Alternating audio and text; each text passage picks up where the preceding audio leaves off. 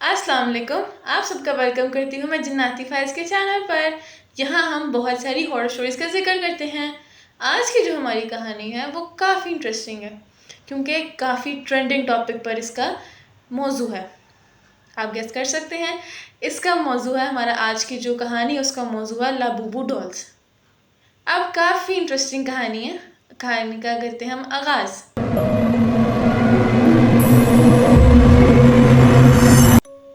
मशरकी Asia के एक खामोश पहाड़ी गांव में दो पुराने चाय के दुकानों के बीच एक छोटी सी कदीम अशिया की दुकान थी।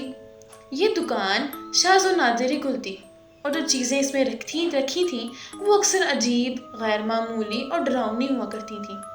उसी दुकान में एक टूटे हुए शो केस में एक पुरस्कार गुड़िया रखी थी। बड़े खुले आंखें, चेहरे पर एक अजीब सी हंसी, नोकीले कान और सर पर फटा पुराना टोपी।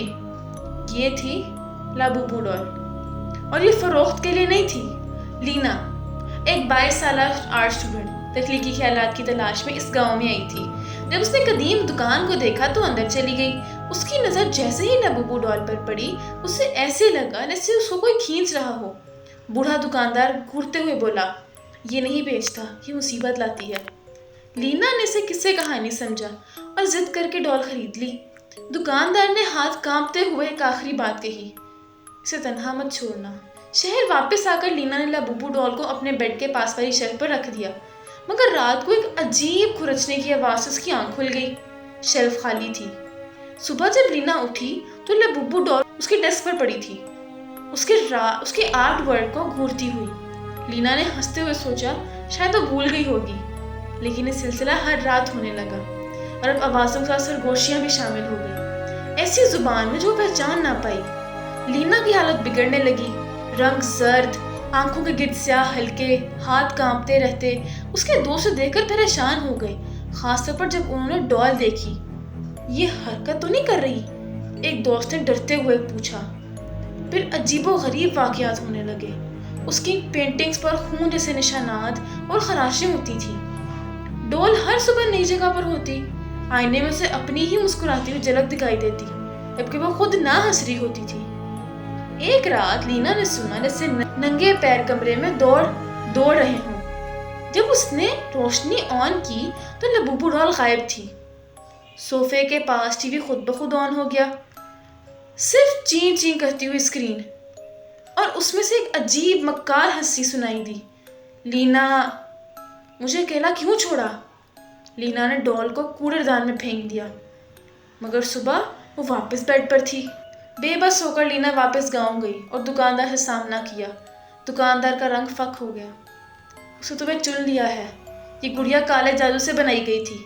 एक मुर्दा बच्चे के होंठों से इसकी मुस्कुराहट सी गई और आंखों में खून और स्याह पाउडर भरा गया। ये डॉल तुम्हारे खौफ, ताकत और होश से जीती है। फिर दुकानदार ने एक हल बताया, इसे जला नहीं सकते, फेंक भी नहीं सकते, इसे दफनाना होगा, मगर अपने वजूद का एक हिस्सा इसके साथ होगा। लीना ने अपने बालों का एक गुच्छा काटा और डॉल के गिर्द लपेटा।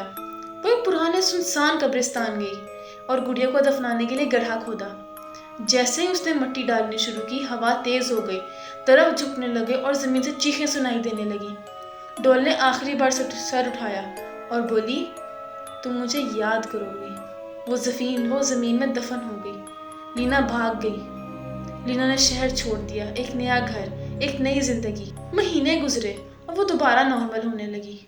फिर एक सुबह उठते ही उसने अपनी खिड़की पर एक छोटा सा मिट्टी से भरा पंजा देखा। उसकी पेंटिंग पर नोचने के निशानात थे और आईने में लाबूबू डॉल की हंसती हुई झलक।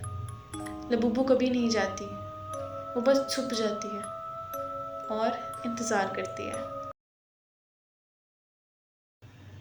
आई होप आप लोगों को लाबूबू डॉल की कहानी अच्छी लगी होगी। अगर अच्छी लगी तो इस वीडियो को लाइक ज़रूर करिएगा, चैनल को सब्सक्राइब कीजिएगा।